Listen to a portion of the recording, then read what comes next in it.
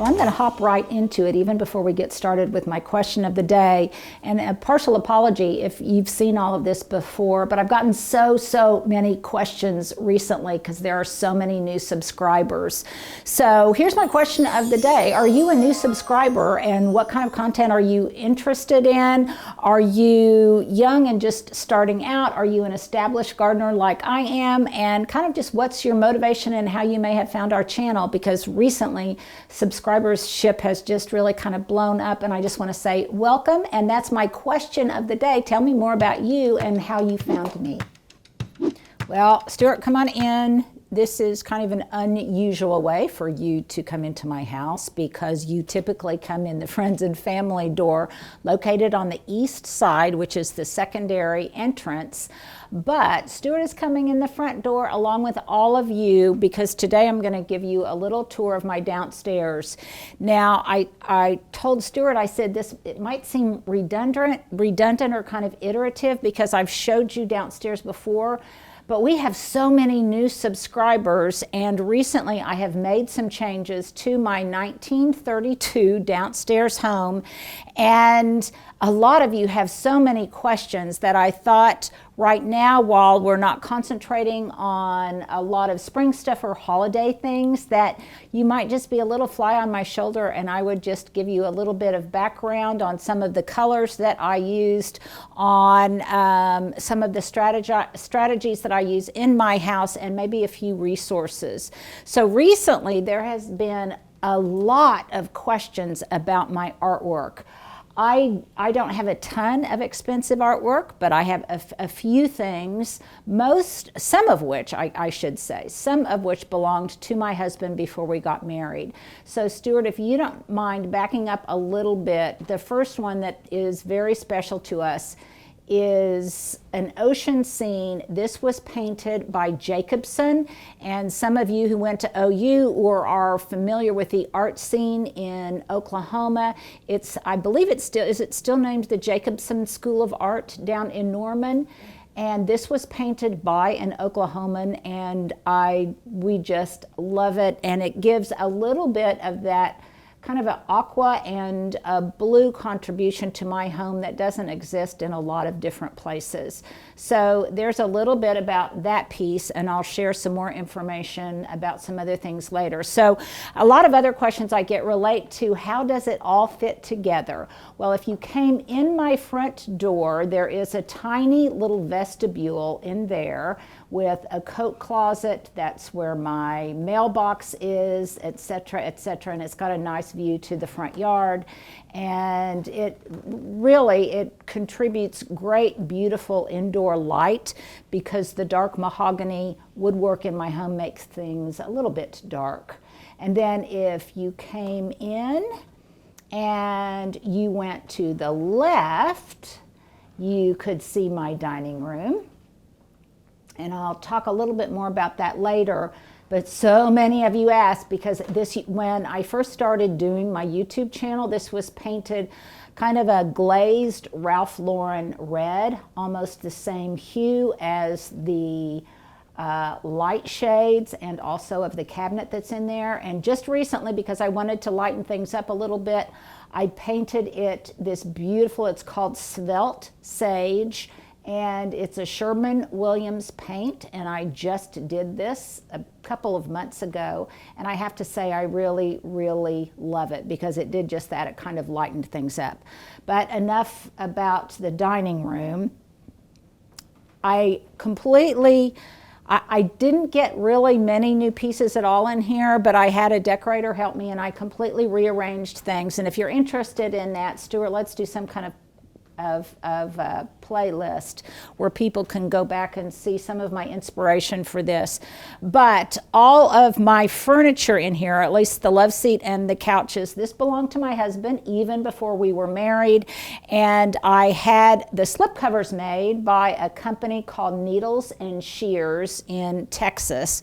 And I don't know if it's a trend that's worn out or not, but I love the look of white slipcovers. And even though they always say slipcovers are so easy and they transform things and you just take them off and wash them, not so much. They do get dirty and I can wash them, but not easily. It's very difficult to get them back on in a way that looks good, but I do like their relaxed vibe. More importantly, I like the way that they are just this beautiful light canvas upon which other things in my house can play, like my pillows and my greenery and my foliage and things like that. The two captain's chairs that flank either side of the dining room, those belonged to my mom, my second mother, as did all of the wicker in here.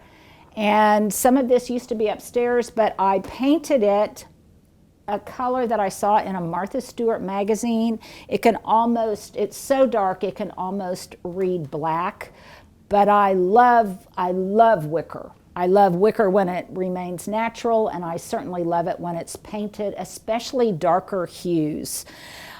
I also, this time of year, I love orchids, and you guys have asked me about orchid care, and we're going to try to do a video where we go and we talk to an orchid expert in his greenhouse, but I'm not really any expert except that I know that I water them about once a week. When I buy them, I make sure that they're very fresh and that they have a profile and a form that I like. Most of mine I get at Whole Foods or at Trader Joe's, lately primarily Trader Joe's, and then it's just basically how you style them. I have a lot of them down here, and I have a lot of them upstairs, and I love them because they're not prohibitively expensive and they last a really, really long time. Stuart, how long have we had this? A long time. I got it originally because I wanted it to be a pretty backdrop when I was on the Tamarind Hall show, and it's done just that, and it's just beautiful there. And then also I have lots of my favorite books here, and it just makes them easy to pick up and look at any moment in time. And that leads me to kind of another tip that I want to show you. But first, let me talk a little bit about the wall treatment in here, and I apologize for those of you that I just sound like I'm repeating myself. You've heard this before. These are plaster walls. All of these rolled edges were all here. They're all original to the house. And many, many years ago, 32 years ago to be exact, I had an artist come in and replicate this stone treatment. It was something that I had seen in a boutique hotel in New Orleans and showed them pictures, and this was long before faux finishes were really popular, and I had an artist come in and do these walls for me. And as long as I live here, these walls will never be painted because I just so love them, and I so know the thought process and the artistic sensibility that went into their being executed. All of the woodwork in my house, for the most part, with a few exceptions, is all mahogany, and it's all, for the most part, it's all original to the house, from the fireplace to most of the shutters, though I did add some built-in, mahogany built-ins later that were not original to the house, but we did stay with the original mahogany.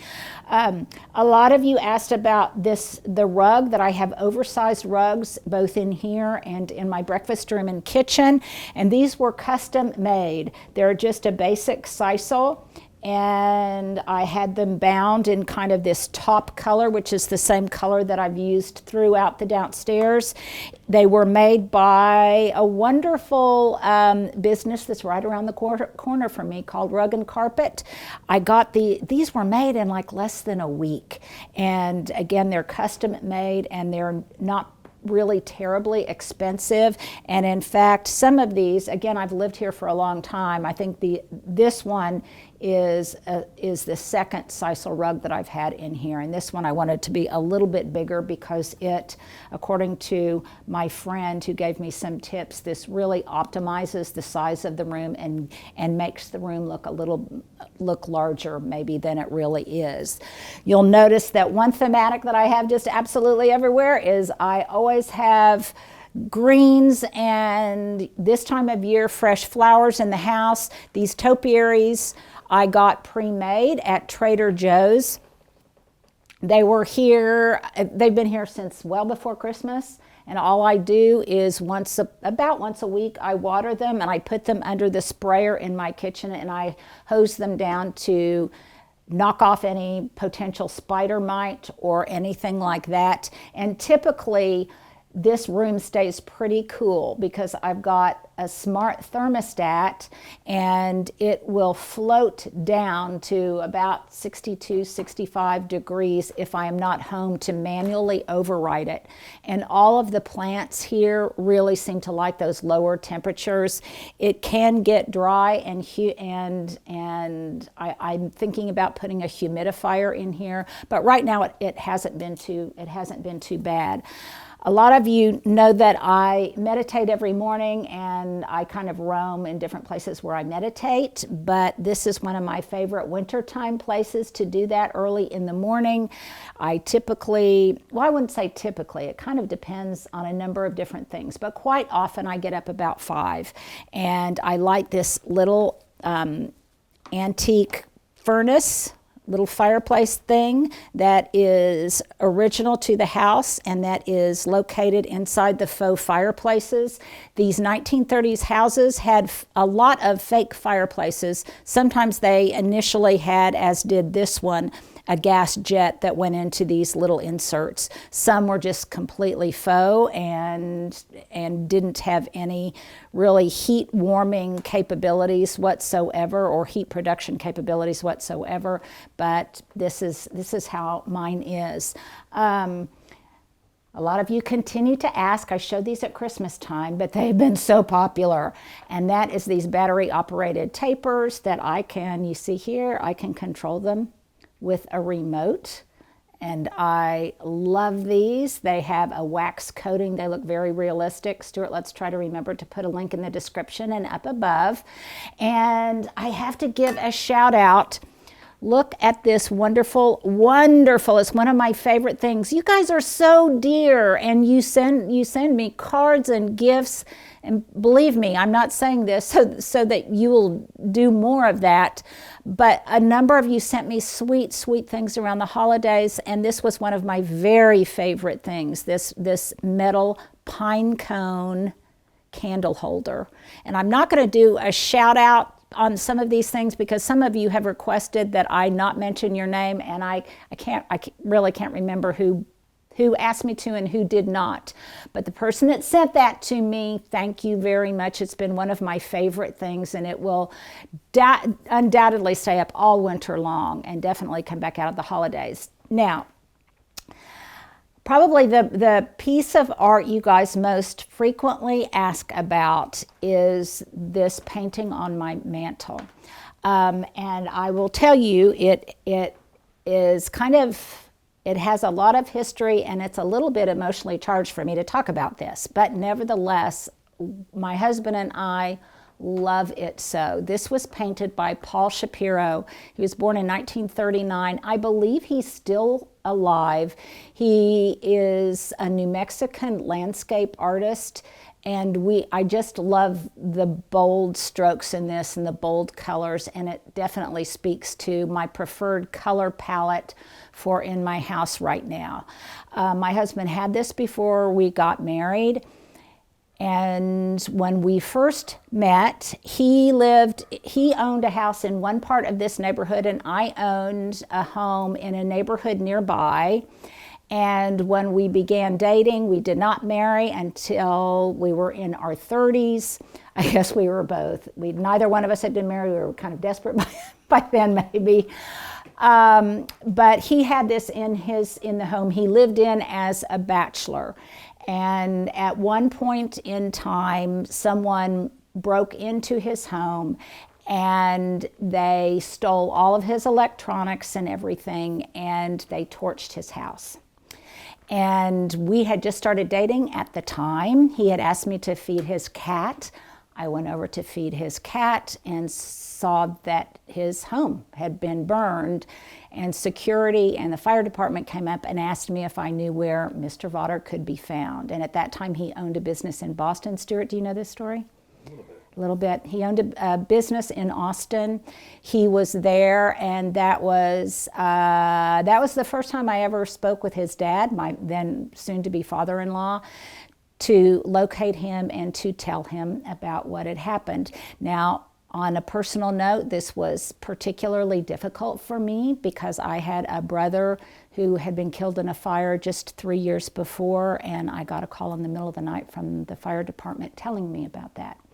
And so it brings back just a lot of memories, but the redemption here is that it was a pretty monumental thing to have happened to someone, and it brought my husband and I closer almost immediately, and we were mature enough to realize its import, and I think we both realized that a great judge of character is how someone can handle that kind of huge life trauma, and if they handle it well, that's a pretty good indicator that they might be marriage material.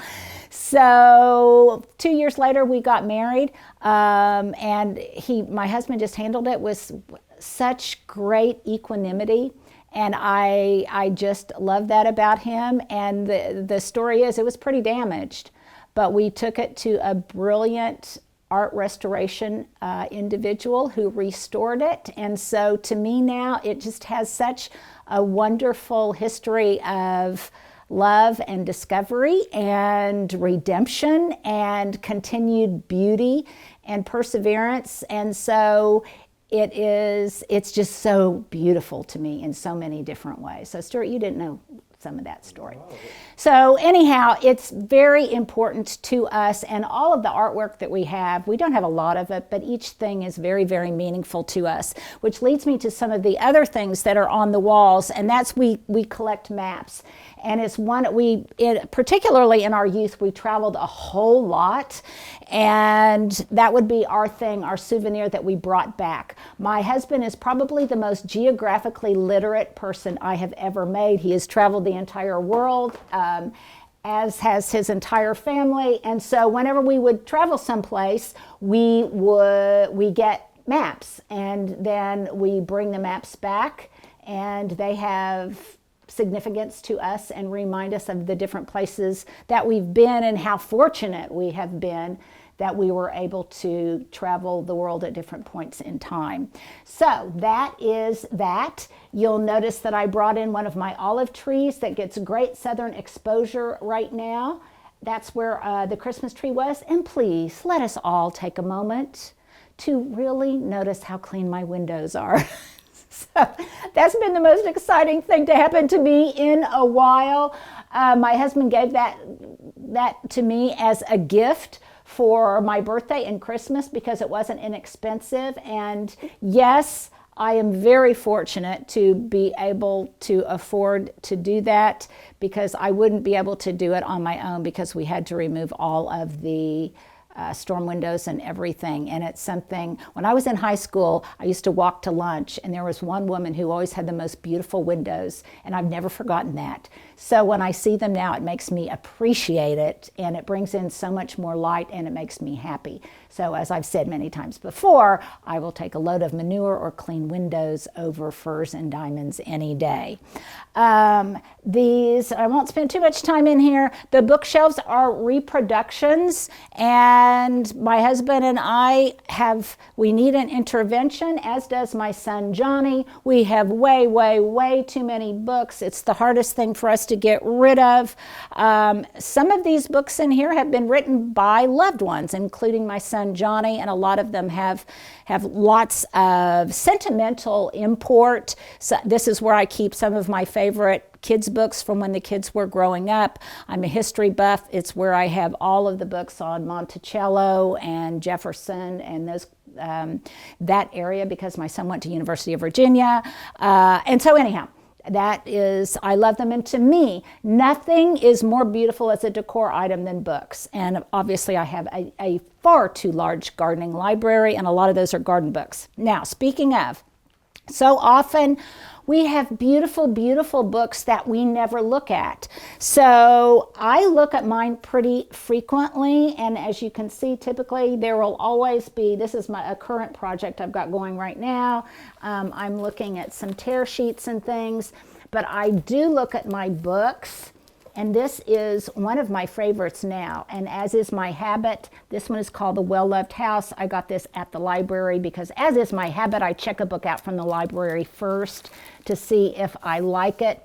I steal arrangement ideas, display ideas, vignette ideas. But where my favorite place to have my book is, I've got a book stand on this piece of wicker that belonged to my mom, and then some of my favorite books I keep here. And just like they do in museums, every few days I come in and I really, it's one of my 1-minute meditations. I'll really study a page, see what I like about it, replicate some of those ideas, and then move on to the next page. So over time, I really enjoy the whole book. And to keep my place, I just have some kind of beautiful, this is an etched stone from Africa that belonged to my husband, and I just keep that there to kind of save the space. Sometimes I'll have a beautiful leaf there or something like that. Now, I definitely need to give you a link to this, because this is probably my favorite new decor book that I've gotten this year. And this is Melissa Penfold's book, Living Well Design. I love it for a number of different reasons. I'm very familiar with her work from Instagram, and I love her aesthetic. I love it because it's typically an old house, a curated, old, aged aesthetic.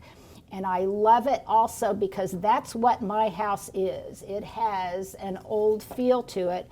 And so when I look at the images here, the ideas resonate with me more because it's similar in style to my own home. And I don't then lust after a kind of decor style that I don't have. So it makes me satisfied with what I do have, and it also infuses me with lots of ideas that relate to my style of living.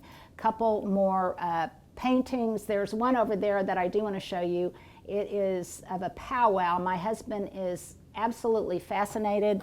He's just a couple hours short of an anthropology degree from SMU, a graduate degree in anthropology, and he loves Native American culture and pre-Columbian culture. He is, and he's fascinated by Southwest history, and he goes to lots of powwows. And so we bought this painting together because it just speaks to our love of this part of the country, that culture, and just his interests in general. Okay, so now we're going to go this way. I'm going to speed it up, Stuart, okay, because your arms are getting tired, I know. This door, there used to, when the house was first built in 1932, there was a door here. And then it was taken down when we bought the house. There was no door here. And then we came back in and we had a door made with beveled glass because I liked the separation. And it's also a way to keep this area of the house a little bit warmer, because this room that many of you have seen a million times before, the morning room, our bar, library, entryway, whatever you want to call it, boot room, is the entrance that most of us use. This is where Stuart and family and friends come and go. It's typically where I come and go in the front. And I love this room. When we first bought this house, the walls were painted a dark green, and we had this crackle finish put over it. When we first moved in, the ceilings were mirrored. And we took them out, and then we paneled them and stained them to look like mahogany. But all of these other built-ins are original to the house, as is the glazed windows over here and the lead glass window here, that is all original to the house. And I did have, I think there was plain glass in here, and I did put beveled glass in these doors. But all of this is original to the house. And typically whatever is here is also always a very seasonal component. So here's how the rest of it fits together. So this is a hallway that comes into my messy areas, my utilitarian areas. Here is the guest bath that we redid a couple of years ago. Pretty exciting stuff, isn't it, Stuart? And then this in here is my laundry room, which is kind of our headquarters and house central. My husband made a huge bulletin board for this area to keep all of just keep our life in order, tell us what we need to do next. And this is a rendition of my house. You guys have seen it many, many times before by the famous and talented Natalie Kent. And this is a fun thing. I don't think I've showed you this before. This is a cross stitch that was done by my very, very talented second oldest sister, Terry. And she has basically just highlighted different things in Oklahoma related to my family members at that point in time. And I come from a very large family of 10 kids, and it just shows different things that are important about Oklahoma and our lives in particular. And I love that. It's very, very personal and very special to me. And then probably one of the best gifts my mother-in-law ever gave me was the advice when we bought this house to move the washer and dryer up from the basement to this little back door area off of the kitchen. When we first bought the house, this is where there was nothing in here except for the refrigerator and some cabinets. And why the refrigerator was out here, I don't know. But I took her advice. I'm glad I did move the washer and dryer up. So I don't have one of those great big fabulous laundry rooms that people have now, but nevertheless it works for me. And this is the back door area that goes out to my back stoop, where in the summertime lots of my topiaries reside. And doesn't the snow look pretty, Stuart? And then the kitchen, when we bought the house, looked a certain way. We restored it in 1997, I believe. We completely redid it. We came up with this finish, which I continue to still love. There is an underwash of red paint that you can see there. And at the time, I just loved that Ralph Lauren-y kind of look, and I still love it. And it's now, who knew? Now this color is just very, very popular. The kitchen, I bet I got just last week 5 questions about what color is my kitchen and the breakfast room.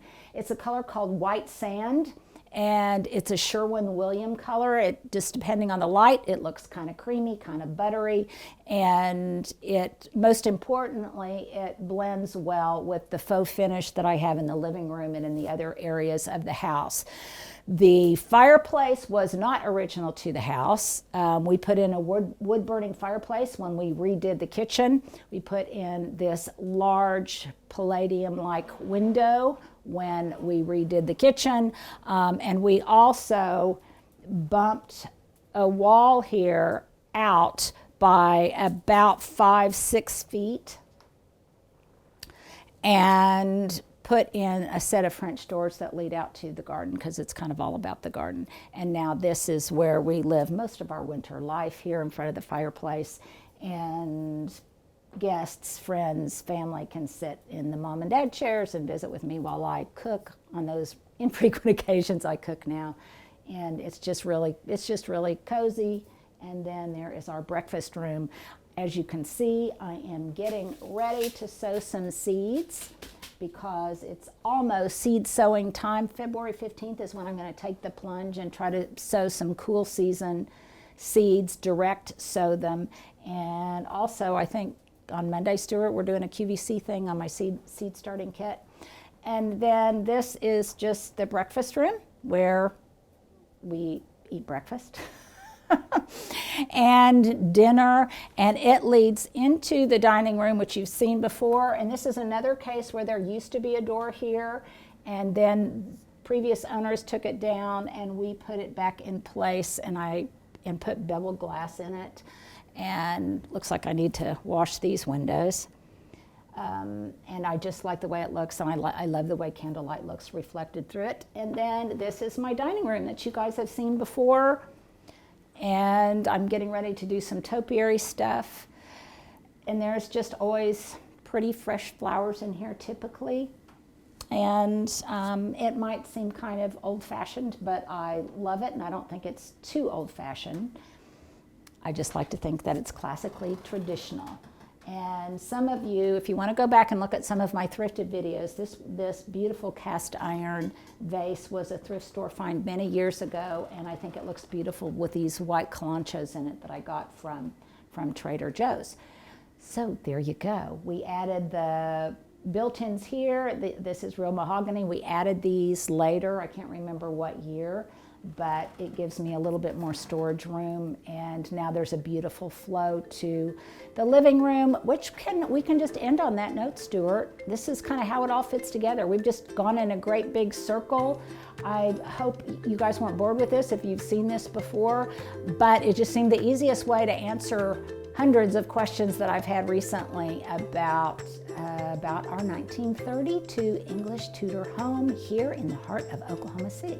So there you go.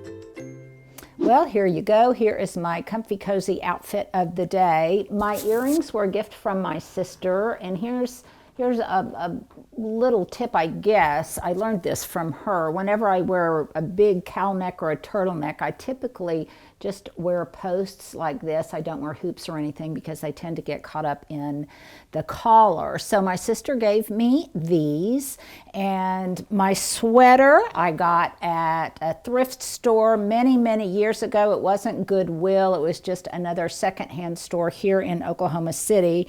My top underneath it belonged to my son Johnny. It fits me perfectly. My breeches were also secondhand. I got these at Goodwill. They're Calvin Klein's, and you can't see it, but I guess you can a little bit. I shredded the cuffs at the bottom to make them a little bit more au courant. And my socks, these are my favorite pair of wear around the house in the wintertime socks. I got these at Altered State. So there you go. There's my outfit of the day.